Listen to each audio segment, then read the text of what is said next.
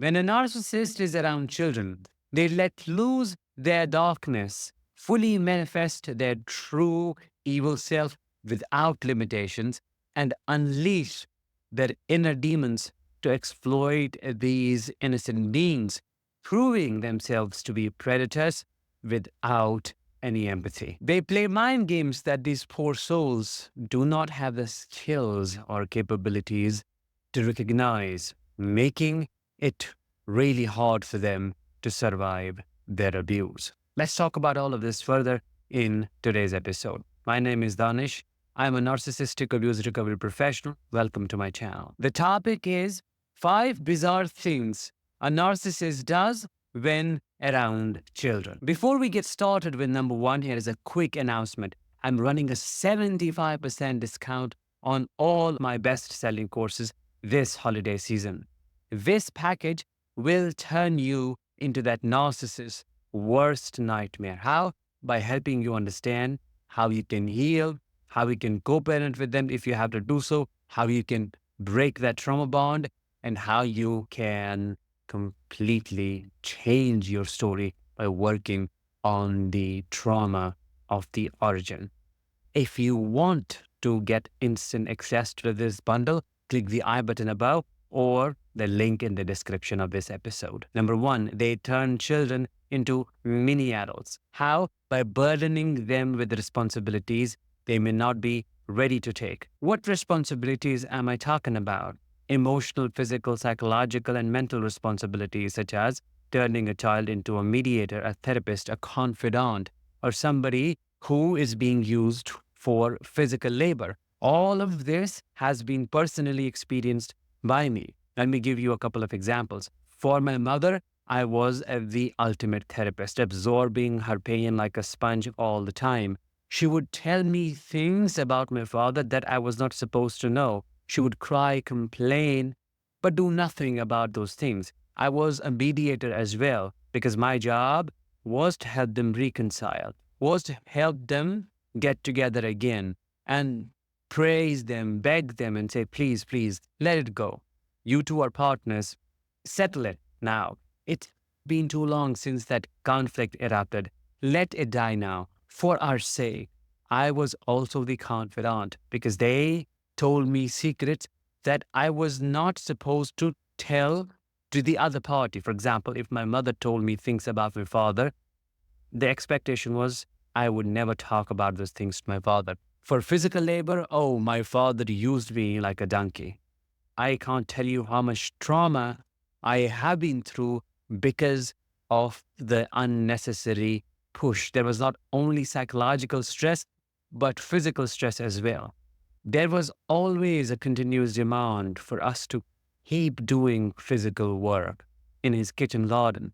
We were not allowed to play. We were not allowed to have a me time. Didn't matter how hot the day was or if we needed some rest. No, we had to be there. And then at the end of it all, we had to beg him for just an hour of play. The painful thing is, when you're raised by a narcissistic parent, your childhood is lost. You never get to live a happy childhood when you are born to a narcissistic parent. They steal away your innocence, creativity, and basically everything that you were supposed to enjoy as a child. Then people say, oh, you are too old for your age. How do you know so much? Well, I have been through hell, something that I never wished for, but that's what it is.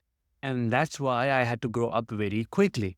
This is why I said they turn you into a mini adult. When around such an emotionally immature parent, you may be living in a child's body, but you have a brain of an adult. You have to understand complex subject. You have to pick up emotions that you may not have vocabulary for. Why? Well, that's an adaptation. You have to grow up very quickly for your survival. Basically, you become your parent's caretaker. And as crazy as this may sound, they turn into your child because they never act like a parent. Number 2, this one is heartbreaking. They give differential treatment to children on the basis of the outcome.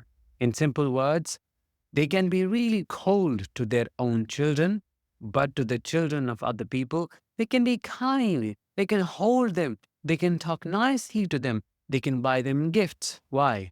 Because they want to be seen as a great parent. They want to be praised. They want to be put on a pedestal. They want to get that supply from those children as well. What about you? Why don't they treat you the same way? Well, the supply they gain from you is readily available, and they know how to get it from you.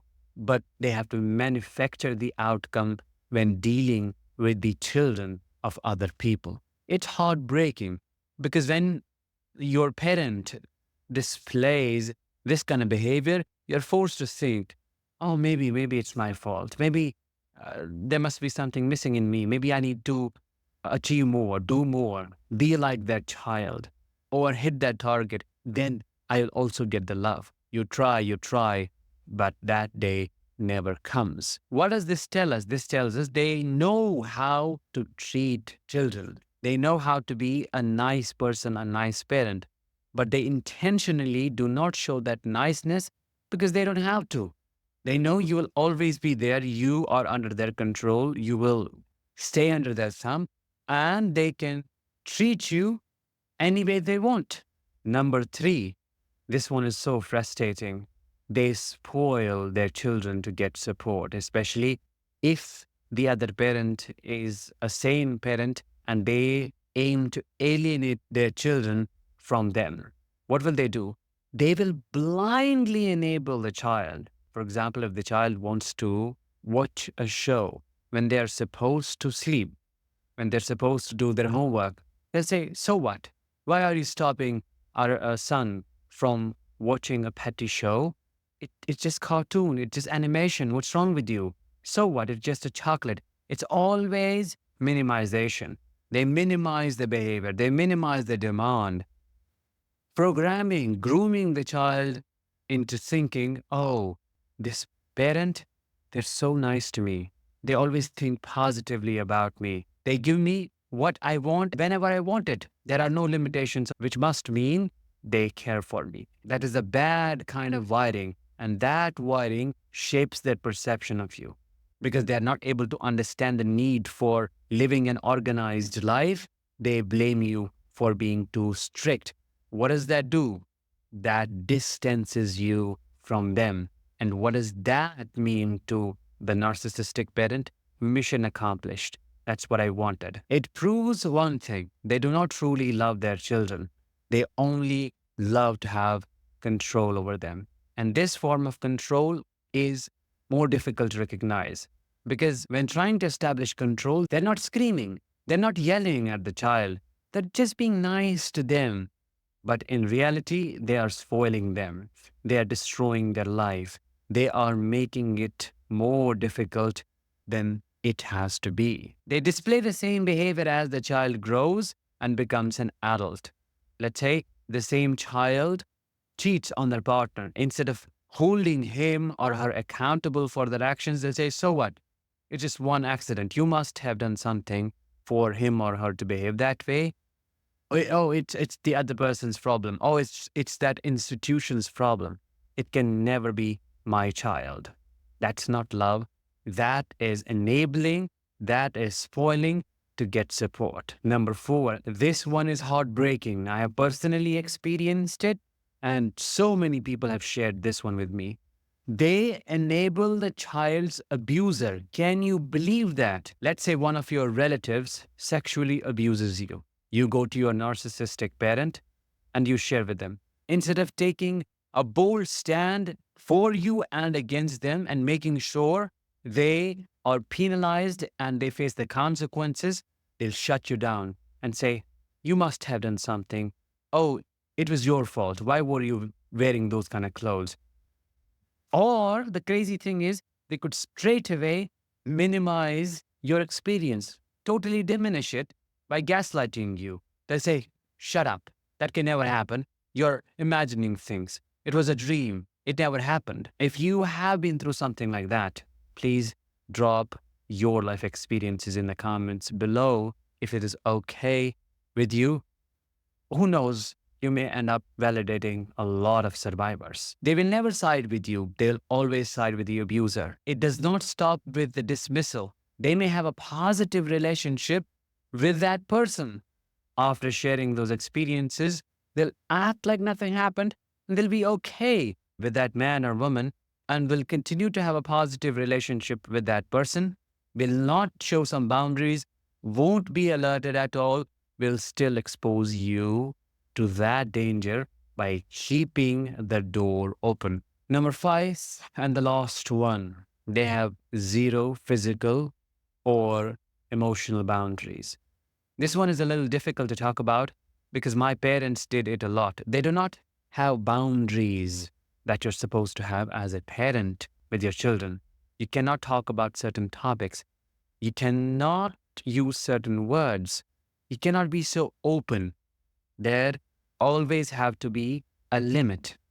Okay? You cannot do certain things in their presence thinking, oh, they're dumb. Oh, they don't have a brain. They won't know what's going on.